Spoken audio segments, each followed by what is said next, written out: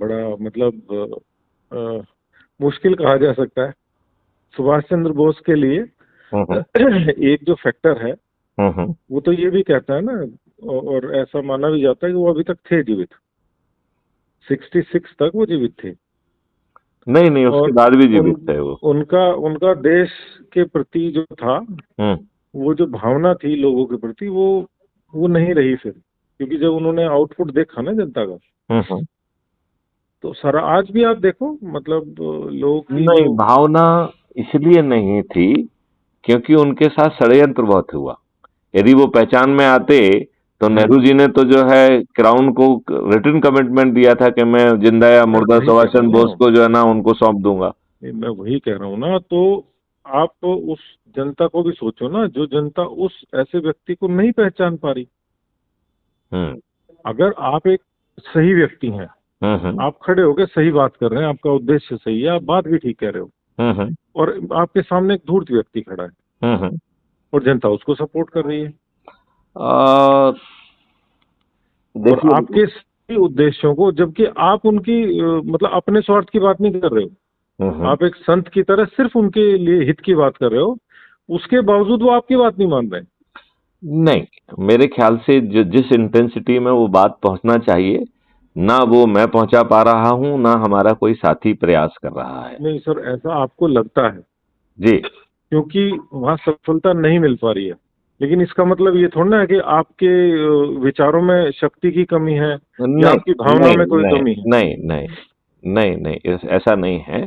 उसमें जो प्रयास का स्तर होना चाहिए, जैसे संगोष्ठियों का आयोजन में फेस टू फेस उसमें जाने में, जो एक ग्राउंड पे प्रेजेंस दिखाने में जो कार्रवाई होना चाहिए, जो आप कह रहे हैं कि जो लोग आपसे जुड़ेंगे और चंद्रगुप्त की भूमिका में जुड़ेंगे, वो 2 संगोष्ठी करेंगे, वो 2 संगोष्ठियां मिसिंग हैं। और वो दो संगोष्ठियां हर कोई कर सकता है अपने काम में बिना कंप्रोमाइज किए, क्योंकि काम में कंप्रोमाइज करेगा तो फिर पेट कौन पालेगा, उससे जुड़ी जिम्मेवारियों का निर्वहन कैसे होगा, परिवार का भरण पोषण कैसे होगा।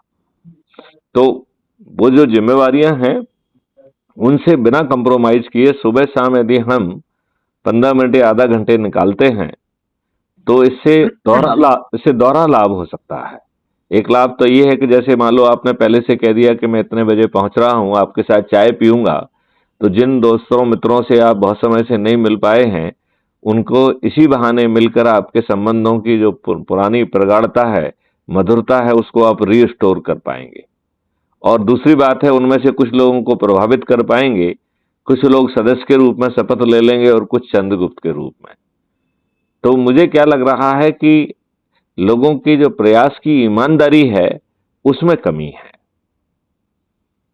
तो वो चिंतन में सहमत हैं लेकिन कार्य करने में सहमत नहीं। जो आपने कहा था कि क्रियाशीलता की कमी है, आप यदि देखें जो आज आपका वीडियो मैंने शेयर किया है 1 साल पुराना वाला, उसमें आपने यही बात कही कि क्रियाशीलता की कमी, सक्रियता और क्रियाशीलता दोनों में कमी है।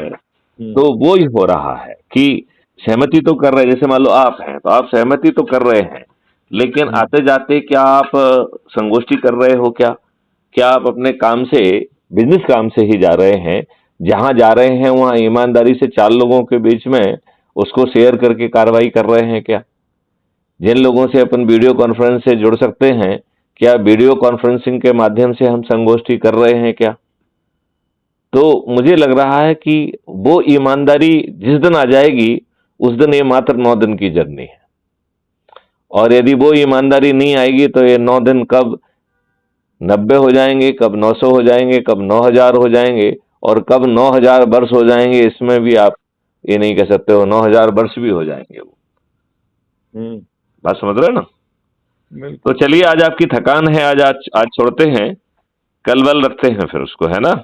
इसको सर संडे रखेंगे। चलिए संडे को रखेंगे। कल और परसों भी पूरा दिन सुबह से लेके सुबह। चलिए, अब फिर इसके बाद जो है मैं शायद देखता हूँ, बात करेंगे अपन लोग, ठीक है ना? चलिए, तो इस वार्तालाप को यहीं विराम करें, है ना? चलिए, ठीक है सर, संडे। चलिए ठीक है, ओके। जय हिंद, जय भारत, वंदे मातरम, जय गुरुदेव।